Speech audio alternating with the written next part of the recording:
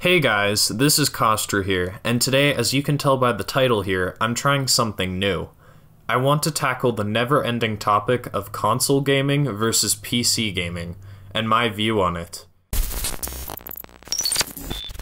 This is partially due to myself being very passionate about technological subjects like this one, but also because I share a fairly different opinion on the subject, and I thought it would be worth sharing with everyone. Now, I can already hear the hate comments being angrily typed out, but do hear me out for a second. With this whole debate, I don't specifically side with either console or PC gaming. I have the belief that they're both purely situational, and you should game on whichever one fits your needs better. I play on PC, but that's because it suits my needs a lot better as a content creator for YouTube. And this doesn't necessarily mean I hate on console, because in fact I do enjoy playing on it from time to time, but console isn't as helpful to me as PC is. So to give a quick breakdown, I will split each main argument in the video into its own section. In each section, I will cover the pros and cons of each, and which one is better for the category. So really, I'll be looking at this in the most objective view possible. The first thing I want to address will be the stigmas associated with each platform and briefly debunking them. For example, a lot of people see the PC gaming platform as a bunch of stuck-up rich people. Also, a lot of people associate console gamers with fat dudes living in their parents' basement. And even though that there is a very tiny portion of each platform that is true to that, there are still quite a few very nice people that I've met on both platforms that aren't. From my experience, I've met more people that I've liked on PC, but that's just me. It could be very different for anyone else. And with that said, let's lead into my second point. Similarly to the previous argument, I've had better experiences with people on PC versus console, but I won't really hold it against anyone because it could very easily be the other way around for the others. But overall, I'd say neither of the player bases are worse than the other.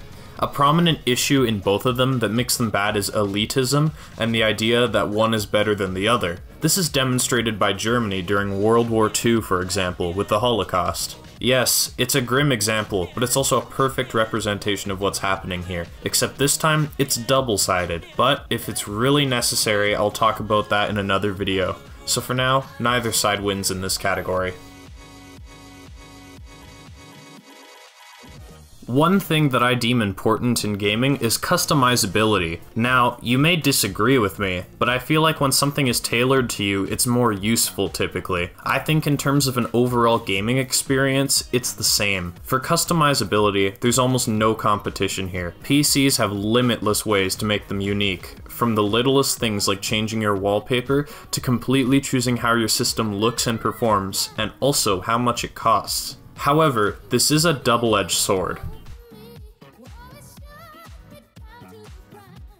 On the other end of the spectrum, we have simplicity. As customizable as the PC gets, it takes time regardless. For someone who isn't as technologically literate, a console may seem like a more satisfying option, but like I've stated earlier, it's all situational. How could we have a debate between PC and console without bringing up performance? One of the key advantages to PC is not necessarily having better performance than a console, but the fact that you can choose how good or bad your PC is when building it. If you just want to have a mediocre gaming build for like $300, that's viable. All you have to do is buy an old Dell Optiplex off eBay or something, and stuff in a new graphics card. But what's also viable is a full, all-out gaming build for something like $3,000. With console, you're locked to purely the specifications of the console, and while that's not bad for someone who really doesn't care about gaming, for someone who is an avid gamer and wishes they could customize their experience, they'd be missing out. One of the big issues a lot of people have with PC is it being too expensive, but I've debunked that earlier. PCs come in a broader range of prices to accommodate different levels of gamers, but now let's actually see if the prices are worth it. When it comes to a console, their price to performance isn't awful. It's not amazing either, but it's not too shabby by any means. When it comes to PC, it can vary quite a bit. Typically, budget build PCs have the best price to performance, but this doesn't necessarily apply to only budget build PCs. However, I think it's fair to factor in not just the PC, but the games as well. Games are typically really cheap on PC, and that's really convenient as a gamer. Even if you were to build a PC for 3 times the price of a console, it would be cheaper in the long run. Let's say I had a $400 console and a $1,200 PC.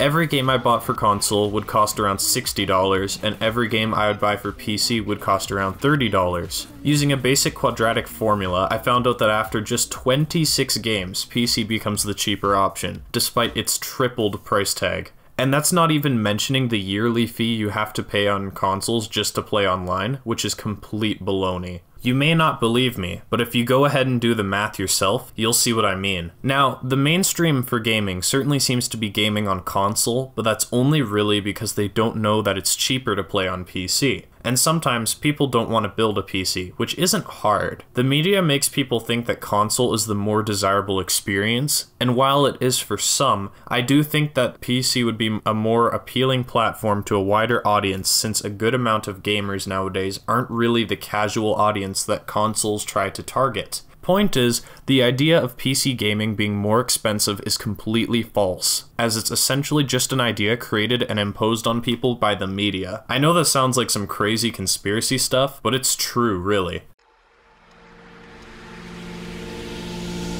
Now, this is a weird category, so let me describe it real quick. Basically, with a console, they're all the same. They all perform the same, look the same, and there's nothing that really distinguishes them from each other. With a PC, however, that changes a bit. Since everything is pick and choose, it's not hard to make your PC unique to you. That factor really isn't present with a console. And yes, you can argue whether that's helpful or not, but it ties back into the whole tailored to your needs argument. When PC is this customizable, it fits a larger audience, and it really helps people excel at what they like the most, whether it be gaming or something else.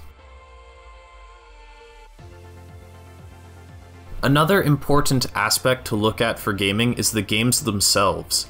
A lot of people criticize PC for having lots of indie games, but I don't think people realize that there are good indie games. Like, there are genuinely a good amount of indie games that beat out AAA titles. Consoles really only have AAA titles and the occasional indie title, and really, that's a shame that they don't get to play indie games. I know of some good indie games that would be awesome to play on an Xbox or a PlayStation. With PC, you get access to AAA titles, indie games, and everything in between. There's simply more variety on PC, and I understand that console has some exclusives, but you have to realize 2 things. First, there aren't that many exclusives as most people think, especially in comparison to what's available on PC. Second, for anything exclusive to consoles, PCs can typically just emulate it. And I know that emulation is a bit of a gray area for gaming, but I justify it like this. If you have a game for a different console, let's say a Game Boy Advance, and you want to play it on PC with an emulator, since you actually have purchased a copy of the game, I don't see a problem with it. I won't go too much into it, but it's another topic I can explore with you guys if you're interested. Another forgotten but equally important aspect in the debate is competitive gaming. Now, I do realize that competitive gamers are typically in the minority, but we simply can't just forget about them. Competitive gaming, in terms of experience on console, is okay. I haven't done a lot of competitive stuff on the console myself, but I can imagine what it would be like. However, on PC, I imagine it would be more ideal.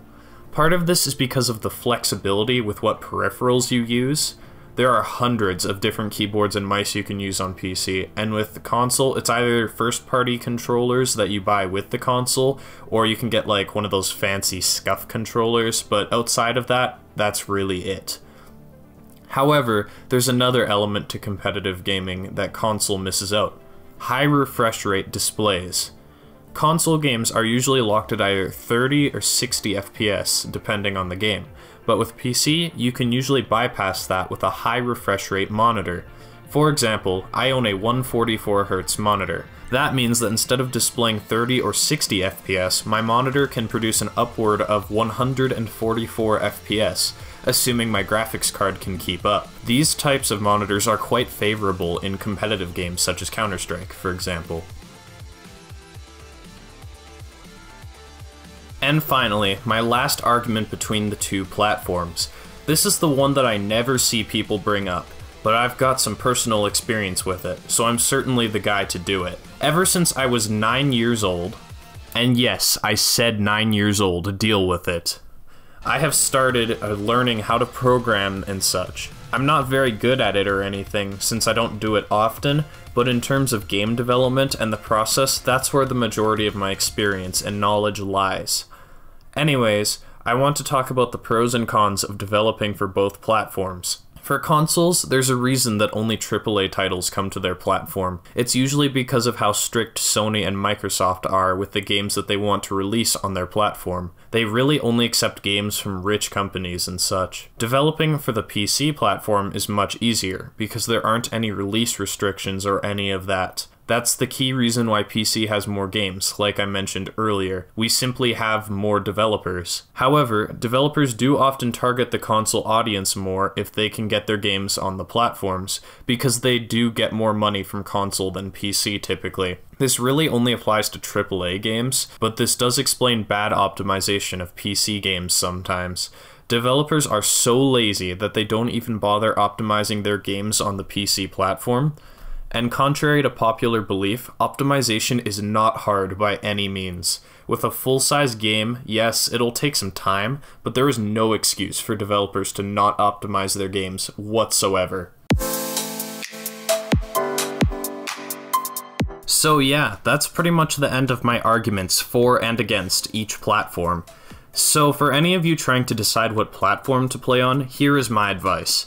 If you are a casual gamer who really doesn't care too much about gaming, or if you have more friends on a certain console, I'd recommend getting a console and playing with them. However, in almost every other circumstance, I would recommend a PC simply because of how flexible gaming is on it. It really does work for everyone. And to everyone who is still watching, well, thank you. I appreciate the support, and who knows, if you guys want me to, I can definitely cover some more computer and technological related subjects, as I have fun doing it, and I'm also knowledgeable in the area.